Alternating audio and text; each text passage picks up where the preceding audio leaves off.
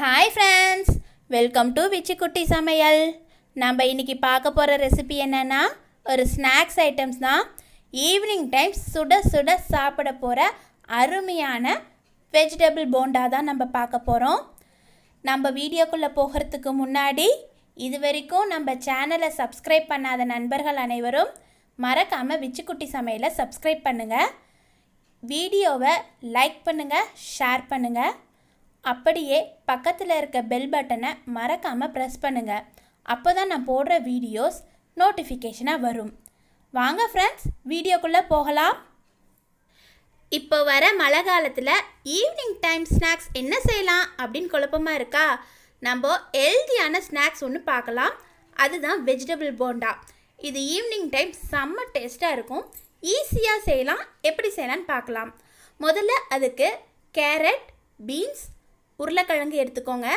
இது மூணுத்தையும் சின்ன சின்னதாக கட் பண்ணிக்கோங்க, இல்லை பெருசாக கூட கட் பண்ணிக்கோங்க.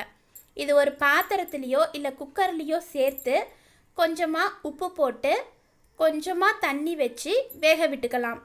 கொஞ்சமாக தண்ணி வைங்க, ஏன்னா வெந்த தண்ணி வேஸ்ட் பண்ணக்கூடாது. இப்போ பாருங்கள், நான் பாத்திரத்தில் தான் வேக வச்சுருக்கேன். காய் நல்லா வெந்திருக்கு. இப்போது இதை எடுத்து வச்சுக்கலாம். நான் தண்ணி கொஞ்சமாக சேர்த்துறதுனால எனக்கு கரெக்டாக இருந்தது.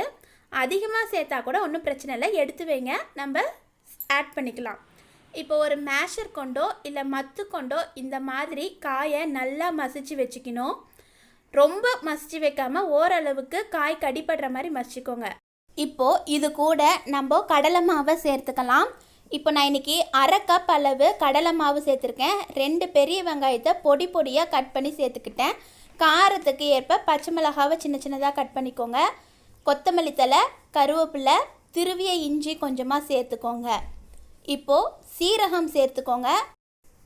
மைதா மாவு ஒரு 3 ஸ்பூன், உப்பு தேவையான அளவு, கொஞ்சமாக சோடா உப்பும் சேர்த்துக்கோங்க. 1 கப் அளவு இட்லி மாவு, நம்ம வீட்டுக்கு அரைச்சி வச்சுருக்கிறோம் இல்லையா இட்லி மாவு, அது திக்காக இருக்கிற இட்லி மாவு சேர்த்துக்கோங்க. இப்போது கொஞ்சமாக காஷ்மீரி சில்லி சேர்த்துக்கோங்க, அது நல்லா கலர் தரும். இப்போது நம்ம தண்ணி சேர்த்து பிசைஞ்சிக்கலாம்.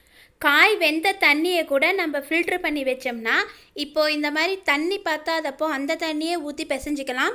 அது மாதிரி நம்ம பிசையும் போது இன்னும் சத்து வெளியே போகாமல் நல்லா இருக்கும். இந்த கன்சிஸ்டன்சியில் நல்லா பிசைஞ்சு வச்சுக்கோங்க. ரொம்ப தண்ணியாகவும் இருக்கக்கூடாது, ரொம்ப கெட்டியாகவும் இருக்கக்கூடாது, இந்த அளவுக்கு. இப்போது எண்ணெயை நம்ம நல்லா காய வச்சுக்கலாம். எண்ணெய் நல்லா காஞ்ச பிறகு அதில் இருந்து ஒரு 2 ஸ்பூன் அளவுக்கு எண்ணெயை எடுத்து நம்ம இந்த பிசைஞ்சு வச்சுருக்கிறோம் இல்லையா அந்த மாவோடு சேர்த்துக்கலாம். எதனால் இப்படி சேர்த்துன்னா உங்களுக்கு போண்டா நல்லா மொறுமொறுன்ட்டு வரும், அதனால தான் நம்ம இப்படி சேர்த்துறோம். இப்போது எண்ணெய் காஞ்சி இருக்கு இல்லையா, அதில் கொஞ்சம் கொஞ்சமாக எடுத்து இந்த மாதிரி போட்டுக்கலாம். நீங்கள் கையில் உங்களுக்கு போட விருப்பம் இல்லைன்னா ஒரு ஸ்பூனில் தண்ணியை தொட்டு அள்ளி கூட போட்டுக்கலாம். இந்த மாதிரி போட்டு அடுப்பை மிதமான தீயில் வச்சு வேக விடணும். 2 பக்கமும் கலர் ஒரே மாதிரி வர வரைக்கும் வேக விடணும். இப்போ பாருங்கள், நல்லா கலர் சேஞ்ச் ஆகிடுச்சு. இப்போ இதை எடுத்து டிஷ்யூ பேப்பரில் வச்சுக்கலாம். டிஷ்யூ பேப்பரில் வச்சா எக்ஸ்ட்ரா எண்ணெயெல்லாம் போயிடும். இப்போ பாருங்கள் ஃப்ரெண்ட்ஸ், நம்ம யம்மி டேஸ்டி ஹெல்தியான வெஜிடபிள் போண்டா ரெடி ஆகிடுச்சு. பொதுவாக குழந்தைங்க வெஜிடபிள் சாப்பிட்றதுக்கு ரொம்ப அடம்பிடிப்பாங்க. இந்த மாதிரி நீங்கள் போண்டாவாக செஞ்சு தரும்போது அவங்களுக்கு அதோட டேஸ்ட்டும் தெரியும், அதோட சத்தும் போய் சேரும். நீங்கள் ட்ரை பண்ணி பாருங்கள். இது நிஜமாலுமே ரொம்ப ஹெல்த்தியான போண்டான்னு சொல்லலாம். மாலை நேரத்தில் ஈவினிங் ஸ்நாக்ஸ் சட்டுன்னு நம்ம செஞ்சிடலாம். நீங்கள் இதை செஞ்சு பார்த்துட்டு எப்படி இருக்குன்னு எனக்கு மறக்காமல் கமெண்ட் பண்ணுங்கள். இந்த வீடியோ உங்களுக்கு பிடிச்சிருந்ததுன்னா லைக் பண்ணுங்கள், ஷேர் பண்ணுங்கள். மறக்காமல் விச்சிக்குட்டி சமையலை சப்ஸ்கிரைப் பண்ணுங்கள். இந்த போண்டா சின்னவங்கள்லேருந்து பெரியவங்க வரைக்கும் எல்லாத்துக்கும் ரொம்ப பிடிக்கும். கண்டிப்பாக ட்ரை பண்ணி பாருங்கள். Thank you friends.